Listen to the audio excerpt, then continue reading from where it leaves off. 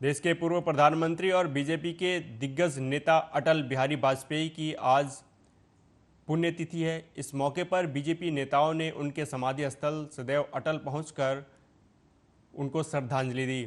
प्रधानमंत्री नरेंद्र मोदी, लोकसभा स्पीकर ओम बिरला, हरियाणा के पूर्व मुख्यमंत्री और मनोहर लाल खट्टर सदैव अटल पहुंचकर उन्होंने पूर्व पीएम को श्रद्धांजलि दी। देश के पूर्व प्रधानमंत्री, भारतीय राजनीति के अजात शत्रु के रूप में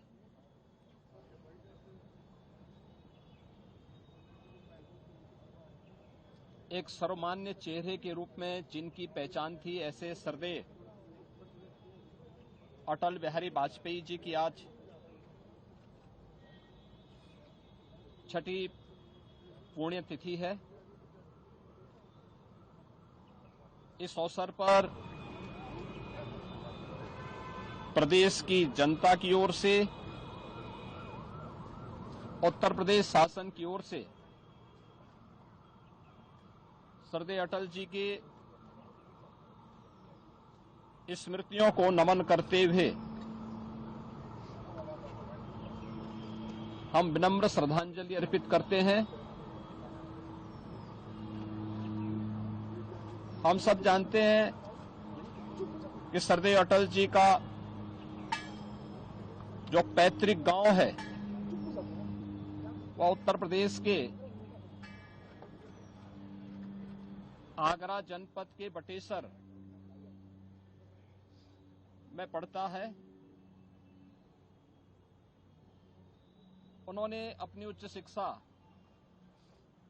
उत्तर प्रदेश के कानपुर में रहकर के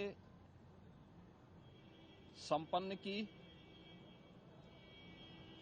और कर्मभूमि के रूप में अपने पैतृक जन्मभूमि के प्रदेश को ही अपनी कर्मभूमि के रूप में चुना। राष्ट्रीय स्वयंसेवक संघ से उन्होंने प्रारंभिक आज ऐसे महान शख्सियत, महान राजनेता, राजनीति के अज्ञात शत्रु, भारत रत्न पूर्व प्रधानमंत्री श्रद्धेय अटल बिहारी वाजपेयी जी की पुण्यतिथि पर मेरा उनको कोटि कोटि नमन। देश की राजनीति में को एक नई दिशा और दशा देने वाले अटल बिहारी वाजपेयी जी का जीवन हमें हमेशा प्रेरित करता रहेगा और हरियाणा सरकार हमेशा उनके पदचिन्हों पर चलते हुए सुशासन के नए आयाम स्थापित करेगी। आम व्यक्ति के जीवन तक कैसे सुगम तरीके से सरकारी योजनाओं। पूज्य अटल जी की पुण्यतिथि पर हम सब उन्हें श्रद्धासुमन अर्पित करते हैं, उनकी स्मृतियों को नमन करते हैं। आज पूरा देश उन्हें नमन कर रहा है, श्रद्धासुमन अर्पित कर रहा है। उत्तर प्रदेश वासियों की तरफ से मैं पूज्य अटल जी के शीश में श्रद्धासुमन पुनः अर्पित कर। बढ़ते अगली खबर की तरफ। जनसुराज पदयात्रा के सूत्रधार प्रशांत किशोर ने प्रेस वार्ता में पैसे देकर लोगों को जोड़ने वाले सवालों पर अपना रुख साफ करते हुए कहा कि जनसुराज सत्ता में तो नहीं है। बालू और शराब माफिया 30 वर्षों में जिन्होंने लूटा है उनके अंदर फल फूल रहे हैं। राजद और तेजस्वी यादव पर तंज कसते हुए उन्होंने कहा कि माफियाओं से पैसा इन लोगों ने लिया है और फिजूल की बयानबाजी कर रहे हैं। आगे प्रशांत किशोर ने कहा कि अगर मान लीजिए हम पैसा दे भी रहे हैं तो आप ज़्यादा पैसे दीजिए, आपके पास पैसे की कमी नहीं है। 30 वर्षों से बिहार को आप लोगों ने लूटा है। प्रशांत किशोर ने लालू परिवार पर हमला करते हुए कहा कि आपने नौकरी के बदले कई लोगों से ज़मीन लिखवाया है, आपने अपने लिए मॉल बनवाया। कम से कम उन पैसों का इस्तेमाल अपने ही कार्यकर्ताओं को रोकने के लिए कर सकते हैं। सुनिए उन्होंने क्या कुछ कहा। भाई पैसे की भी जहां तक बात है तो सरकार में तो जनसुराज है नहीं। बालू और शराब माफिया से पैसा ही लोग लूट रहे हैं। तो मान लीजिए कि लोग कह रहे हैं कि पैसा दे के कर रहे हैं, तो आप ज्यादा पैसा देकर रख लीजिए अपने पास। आपसे ज्यादा पैसा किसके पास है? लूटे हुए आप लोग, बिहार को 30 वर्ष से लूट आप लोग रहे हैं। तो वही पैसा का कुछ खर्चा करके जो जमीन लिखवाए हैं, मॉल बनवा रहे हैं, कम से कम कार्यकर्ताओं को ही पैसा दे के उसको रोक लीजिए। आरजेडी के एक विधायक कह रहे हैं कि प्रशांत किशोर पांडे पहले पांडे से वोट ले लें, उसके बाद दूसरे। अब आरजेडी के विधायक और मंत्री के वक्तव्य पर हम टिप्पणी करने लगे, हमारा ये स्तर अभी हुआ नहीं है। बिहार में जितने लोग राजनीति करते हैं, इनके जो आका हैं, जिस दल के भी आका जो भी हैं, जब उनका राजनीति में गाड़ी फंसता है तो वो प्रशांत किशोर से सलाह लेने आते हैं। आरजेडी से ये पूछिएगा नेता से कि जब 15 में चुनाव लड़ रहे थे तो लालू जी ने उनसे पूछ रहे थे, तुम कभी मिले हो प्रशांत किशोर से? तुम्हारे नेता हैं सबसे बड़े लालू जी। लालू जी ने कहा कि यही हम लोग को जो बुद्धि देते हैं तो वैसे चलते हैं, बयान मीडिया में है, जाकर देख लीजिएगा। लालू जी गलत कह रहे थे तो यही बता दो। और हमारा नाम प्रशांत किशोर है, हमारे बाबूजी का नाम श्रीकांत पांडे है, ठीक है ना? नाम और जाति की राजनीति करने वाले लोग पूरे बिहार को बर्बाद कर दिया और किसी को जाति। वहीं बांग्लादेश में हो रहे उपद्रव में वैसे भारतीय छात्र भी फंसे हुए हैं जो पढ़ाई करने बांग्लादेश गए थे। इस बीच कुछ छात्र अपना जुगाड़ लगाकर बहुत संघर्ष से स्वदेश लौटे हैं। मोतिहारी का भी एक छात्र बांग्लादेश से अपने घर लौट आया है, जो वहां मेडिकल की पढ़ाई करता था। बांग्लादेश से लौटा छात्र मोतिहारी के खुदा नगर का रहने वाला आसिफ अम्मान है। वह बांग्लादेश के एक मेडिकल कॉलेज में MBBS फाइनल ईयर का छात्र है। इस बीच जब देश की प्रधानमंत्री देश छोड़कर भारत आ गई, तब से वहां इस कदर उपद्रव मचा है कि लोग अपने ही देश में मारपीट और तोड़फोड़ और आगजनी कर रहे हैं। चारों तरफ गोलियों की तड़तड़ाहट हो रही है, लाठियां डंडे चल रहे हैं, जिस कारण भारतीय छात्रों के अंदर भय उत्पन्न हो गया था। इसके साथ ही जो भारतीय वहां पर थे वो लोग भारतीयों के प्रति एंटी सेंटिमेंटल माहौल जो बना था उसका शिकार होने लगे थे। इस बीच छात्रों ने वहां के दूतावास से संपर्क कर भारत लौटने के लिए आग्रह किया, पर दूतावास द्वारा जब कोई सुविधा उपलब्ध नहीं हुआ तो कुछ छात्रों ने एक समूह बनाकर निजी वाहन की व्यवस्था किया और किसी तरह बचकर लगभग 60 छात्र बॉर्डर तक पहुंचे और अपना इंडियन पासपोर्ट दिखाकर भारत में प्रवेश किया। हालांकि भारत लौटे छात्रों का अब ये चिंता सता रही है कि उन्हें लास्ट ईयर का एग्ज़ाम कैसे देंगे। पढ़ाई भी बाधित हो रही है। ऐसे में अब ये लोग भारत सरकार से कोई आदेश आने का इंतजार कर रहे हैं। वही इंतज़ार है, गवर्नमेंट से यही रिक्वेस्ट रहेगा कि हाँ हम लोग बहुत ज़्यादा यहाँ पे फ्रस्ट्रेशन में आ गए हैं, हम लोग फ्रस्ट्रेटेड हैं। 1 तारीख से 1 अगस्त हमारा एग्ज़ाम था और एग्ज़ाम के जस्ट 10 दिन पहले ये सब हुआ है। प्रिपरेशन हम लोग का ऑलमोस्ट हो चुका था। नॉर्मल था, 2-3 दिन नॉर्मल जो प्रोटेस्ट चल रहा था। उसके बाद एक दिन 19 तारीख की शाम अचानक से 6 बजे से बहुत ज़्यादा गोलीबारी, हवाई फायरिंग, फिर टीयर गैसेस, रबर बुलेट, ये सब चलने का शुरू हुआ। शाम 6 बजे से लेके रात 10 बजे तक बहुत ज़्यादा सिचुएशन ख़राब था वहाँ पे। फिर ये सब देख के हम लोग बहुत दहशत में आ गए। वहाँ पे जितने स्टूडेंट हम लोग के हॉस्टल के थे, फिर हम लोगों ने डिसाइड किया कि हम लोग को यहाँ से जाना होगा। तो फिर हम लोग एम्बेसी को कॉल किए, एम्बेसी से फिर उन्होंने संतावना दिया हम लोग को। फिर कॉल किया उनको तो उन्होंने मना कर दिया। सिचुएशन इतना ज़्यादा ख़राब हो गया था, उन लोगों को जितने ड्राइवर थे सब मना कर दिया कि हाँ नहीं जाना है। फिर हम लोग खुद से ही स्टूडेंट सब मिल के किसी तरह जो वहाँ के लोकल जो ड्राइवर थे उन लोगों से रिक्वेस्ट करके पैसे ज़्यादा बोल के हम लोग वहाँ से कॉलेज की मदद से फिर हम लोग बॉर्डर तक आए। हाँ, पासपोर्ट जिसका था, पासपोर्ट इमिग्रेशन हुआ दोनों साइड, फिर हम लोग वापस आए। जो यहाँ पे जो शेख हसीना जो एजाइलम ली है उसकी वजह से थोड़ा सा सिचुएशन, हाँ, एंटी इंडियन सेंटीमेंट थोड़ा ज़्यादा। बिहार के नालंदा में मानपुर थाना क्षेत्र इलाके के नेवाजी बीघा गांव में पुलिस की मुखबिरी करने के आरोप में बदमाशों ने एक युवक की हत्या करने के बाद उसके बाइक को आग के हवाले कर दिया।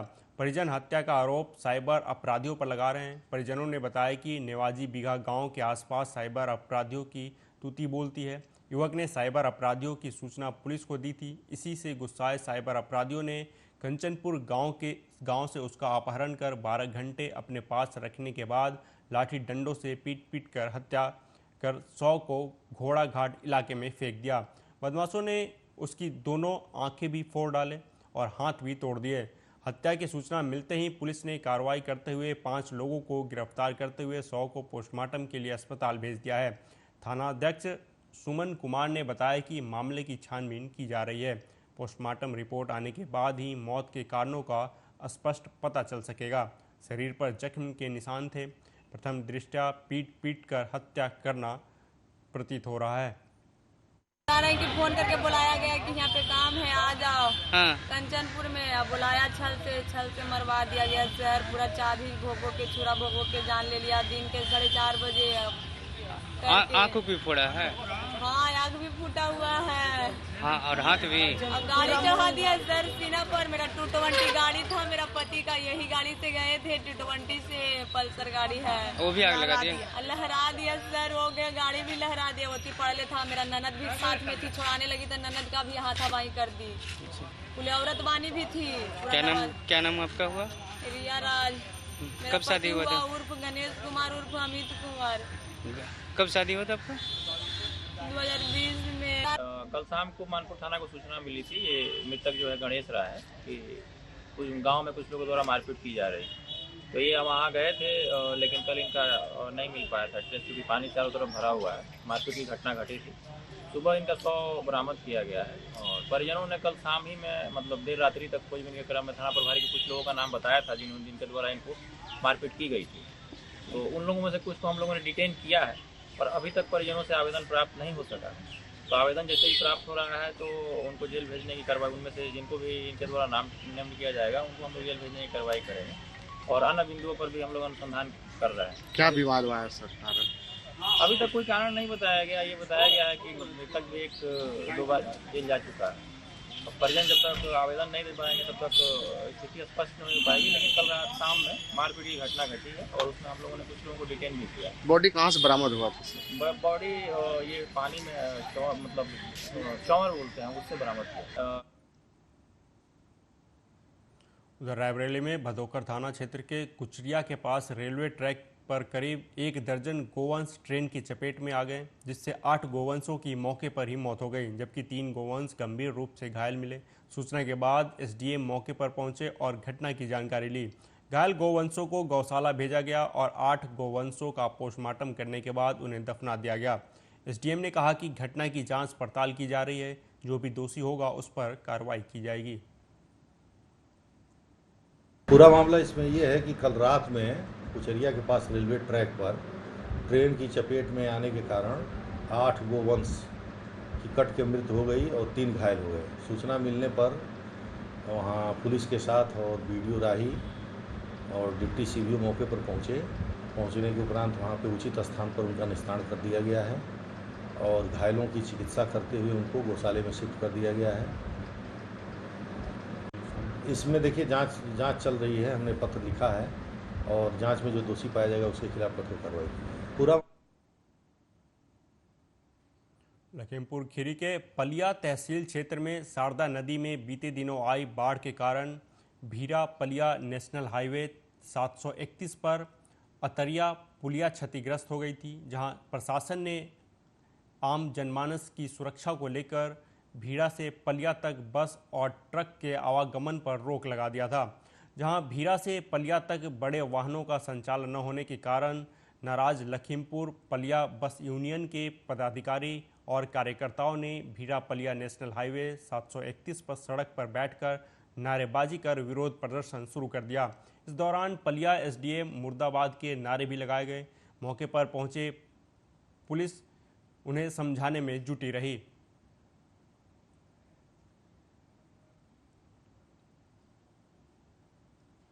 बिजनौर में गौ तस्कर और पुलिस के बीच में मुठभेड़ हो गई। मुठभेड़ में एक आरोपी घायल हो गया। पुलिस ने इसके पास से पशु वध करने के उपकरण, अवैध शस्त्र और गोवंश के अवशेष बरामद किए। वहीं पुलिस ने मौके से 7 गौवंश पशुओं को बचा लिया। मामला नजीबाबाद थाना क्षेत्र का है।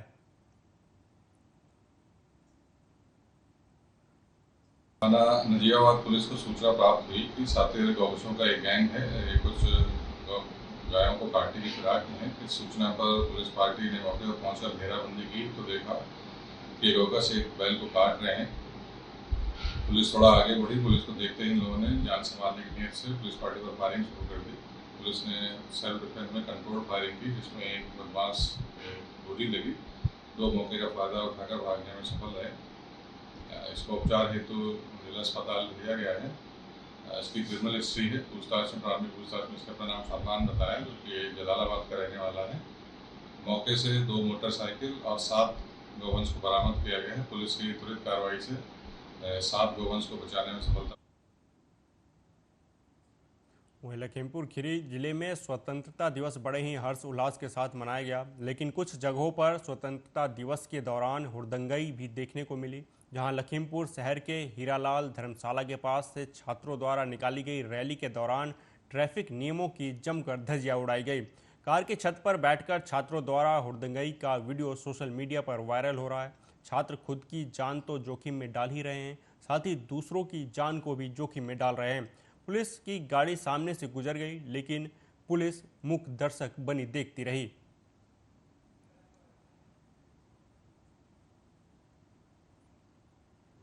अगली खबर भी लखीमपुर खीरी से है, जहां जिले में एक बार फिर तेज रफ्तार का कहर देखने को मिला। लखीमपुर सीतापुर रोड के जल निगम के पास अनियंत्रित होकर एक कार सड़क किनारे पलट गई, जिसमें कार सवार 2 लोग घायल हो गए। घटना के बाद मौके पर राहगीर जमा हो गए। सूचना पर पहुंची पुलिस ने कार से घायलों को बाहर निकालकर इलाज के लिए अस्पताल भिजवाया।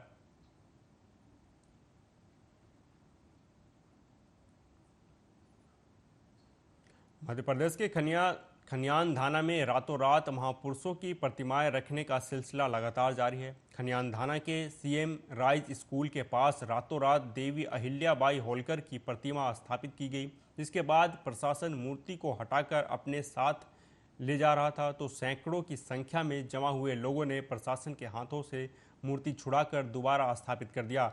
मौके पर एसडीएम, दोनों तहसीलदार और एसडीओपी सहित 4 थानों का पुलिस बल मौजूद रहा। बता दें कि सीएम राइज स्कूल के पास रातों रात शासकीय भूमि पर अज्ञात लोगों द्वारा प्रतिमा स्थापित की गई थी। पूरा मामला खनियान थाना क्षेत्र का है।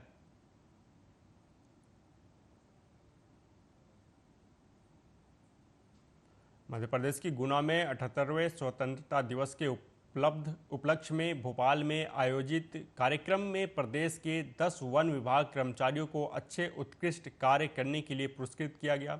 गुना के कैंट में स्थित हृदय सिंह भदौरिया के उत्कृष्ट कार्यों को लेकर उनको भोपाल में आयोजित कार्यक्रम में सम्मानित किया गया। वन विभाग के प्रदेश स्तर से कुल 10 लोगों को जिनके द्वारा उत्कृष्ट कार्य के लिए पुरस्कृत किए गए, उन्हें भोपाल में आयोजित कार्यक्रम में ग्वालियर चंबल संभाग से हृदय सिंह भदौरिया रोपनी सहायक के कैंट नर्सरी में अच्छा काम करने के लिए पुरस्कार से सम्मानित किया गया। गुना कैंट नर्सरी में सहायक रोपनी प्रभारी के पद पर कार्यरत हूँ। आज दिनांक स्वतंत्रता दिवस के शुभ अवसर पर मुझे प्रदेश स्तर से पुरस्कार सम्मानित दिया गया है। यह कुल 10 लोगों को सम्मानित किया गया था प्रदेश स्तर पर। यह सम्मान मुझे श्रीमान साहब वन संरक्षक महोदय श्री नरेश यादव साहब एवं सहायक वन संरक्षक महोदय श्री एसपी साहब के निर्देशनों का पालन करते हुए एवं श्री वन विस्तार अधिकारी गुना एवं वन विस्तार अधिकारी अशोकनगर के मार्गदर्शन में मैंने ये सफलता प्राप्त की है और मैं निरंतर इस तरीके से ही कार्य करता रहूंगा और अपने विभाग में अपने जिले का नाम ऊंचा करता रहूंगा। मैं कोलकाता में डॉक्टर के साथ हुए रेप का मामला लगातार गर्म होता जा रहा है और इंसाफ की मांग को लेकर जहां देश भर में प्रदर्शन हो रहे हैं, वहीं भटिंडा में आज इंडियन मेडिकल काउंसिल की अगुवाई में डॉक्टरों ने ओपीडी सेवाएं बंद करके जोरदार प्रदर्शन किया। प्रदर्शन कर रहे डॉक्टरों ने कहा कि पहले कोलकाता पुलिस ने डॉक्टर रेप मामले पर पर्दा डालने की कोशिश की और अब दोषियों को बचाने के लिए प्रयास किया जा रहा है, जिसको बिल्कुल भी बर्दाश्त नहीं किया जाएगा और जब तक दोषियों के खिलाफ सख्त कार्रवाई नहीं होती तब तक संघर्ष जारी रखेंगे। ਅਸੀਂ ਅੱਜ ਸਾਰੇ ਜਣੇ ਆਈਐਮਏ ਦੀ ਕਾਲ ਤੇ ਆਏ ਆ ਤੇ ਪੀਸੀਐਮਐਸ ਐਸੋਸੀਏਸ਼ਨ ਦੀ ਕਾਲ ਤੇ ਆਏ ਆ। ਅਸੀਂ ਸਾਡੀ ਇਹੀ ਮੰਗ ਹੈ ਕਿ ਜਿਹੜੇ ਉੱਥੇ ਇੰਨੀ ਦੁਖਦਾਈ ਘਟਨਾ ਵਾਪਰੀ ਹੈ, ਕੱਲ ਨੂੰ ਇਹ ਸਾਡੇ ਨਾਲ ਵੀ ਹੋ ਸਕਦੀ ਹੈ ਤੇ ਸਾਡੇ ਬੱਚਿਆਂ ਨਾਲ ਵੀ ਹੋ ਸਕਦੀ ਹੈ। ਤਾਂ ਯਾਨੀ ਮਤਲਬ ਸਾਨੂੰ ਇਹ ਹੈਰਾਨੀ ਹੈ ਕਿ ਸੁਸਾਇਟੀ ਦੇ ਹੋਰ ਜਣੇ ਕਿਉਂ ਨਹੀਂ ਆਏ ਹੈਗੇ, ਸਿਰਫ ਟੀਚਰ ਐਸੋਸੀਏਸ਼ਨ ਕਿਉਂ ਆਈ ਤੇ ਡਾਕਟਰ ਜੀ ਮੂਰੇ ਕਿਉਂ ਆਏ? ਕਿ ਇਹ ਸਿਰਫ ਡਾਕਟਰਾਂ ਦੀ ਉਹ ਹੈ? ਹੋਰ ਸੁਸਾਇਟੀ ਦੇ ਵਿੱਚ ਹੋਰ ਜਿੱਦਾਂ ਕਿ ਜੀ ਤੁਸੀਂ ਸਾਰੇ ਜਾਣਦੇ ਹੀ ਹੋ, ਕਲਕੱਤੇ ਵਿਖੇ ਇੱਕ ਬਹੁਤ ਹੀ ਦੁਖਦਾਈ ਤੇ ਚਿੰਤਾਜਨਕ ਘਟਨਾ ਵਾਪਰੀ ਹੈ। ਸਾਡੀ ਇੱਕ ਮਹਿਲਾ ਡਾਕਟਰ ਜੋ ਕਿ ਲਗਭਗ 36 ਘੰਟੇ ਤੋਂ ਆਪਣੀ ਡਿਊਟੀ ਨਿਭਾ ਰਹੀ ਸੀ, ਉਸ ਦਾ ਬਲਾਤਕਾਰ ਕੀਤਾ ਗਿਆ ਤੇ ਉਸ ਦਾ ਕਤਲ ਕੀਤਾ ਗਿਆ। ਸਵਾਏ ਕਿ ਮੌਕੇ ਦੀ ਸਰਕਾਰ, ਮੌਕੇ ਦੀ ਪੁਲਿਸ ਐਡਮਿਨਿਸਟ੍ਰੇਸ਼ਨ ਉਸ ਨੂੰ ਇਨਸਾਫ ਦਿਲਾਉਂਦੀ, ਸਭ ਨੂੰ ਐਵੀਡੈਂਸ ਨੂੰ ਕਵਰ ਅਪ ਕਰਨ ਦੀ ਕੋਸ਼ਿਸ਼ ਕੀਤੀ गई, ਲੋਕਾਂ ਦੇ ਇਕੱਠ ਨੇ ਤੋੜ-ਫੋੜ ਕਰਨ ਦੀ ਕੋਸ਼ਿਸ਼ ਕੀਤੀ गई। कोलकाता में हुए डॉक्टर के हत्या के मामले को लेकर पंजाब के तलवंडी साबू में भी समूह डॉक्टरों ने हड़ताल करके अस्पताल के आगे धरना दिया और कोलकाता के मुख्यमंत्री के बंगाल के मुख्यमंत्री के खिलाफ जोरदार नारेबाजी करते हुए इंसाफ देने की मांग की। वहीं अस्पताल में इमरजेंसी सेवाएं भी बंद पड़ी थी। अस्पताल में डिलीवरी के लिए आए केस को भी डॉक्टरों ने मना कर दिया और कल आने के लिए कहा। इस मौके पर पीड़ितों ने डॉक्टरों की सेवाएं बहाल करने की मांग की है, क्योंकि इमरजेंसी सेवाएं कभी भी किसी को भी हो सकती है और तलवंडी साबो के अस्पताल में इमरजेंसी सेवाएं भी बंद कर दी गई हैं। ਅੱਜ ਸਾਡੇ ਹਸਪੀਟਲ 'ਚ ਸਾਰੀ ਓਪੀਡੀਜ਼ ਬੰਦ ਨੇ, ਸਾਰੀਆਂ ਇਲੈਕਟਿਵ ਸਰਜਰੀਜ਼ ਬੰਦ ਨੇ ਤੇ ਇਹ ਪੂਰੇ ਪੰਜਾਬ 'ਚ ਹੀ ਨੇ ਬੰਦ। ਸਾਡੀਆਂ ਜਿਹੜੀਆਂ ਮੰਗਾਂ ਸਪੈਸ਼ਲੀ ਇਹੀ ਨੇ, ਜਿਵੇਂ ਸਾਡੀਆਂ ਮਤਲਬ ਫੀਮੇਲ ਸਟਾਫਾਂ ਹੁੰਦੀਆਂ ਨੇ ਜਾਂ ਫੀਮੇਲ ਸਾਡੀਆਂ ਐਮਓ ਹੁੰਦੀਆਂ ਨੇ, ਉਹ ਕੱਲੀਆਂ ਇੱਥੇ ਹੁੰਦੀਆਂ ਨੇ, ਉਹਨਾਂ ਲਈ कोई मदद फिलहाल इस बुलेटिन में अभी तक के लिए इतना ही। देश दुनिया की तमाम खबरों के लिए देखते रहिए आर्या न्यूज़। नमस्कार।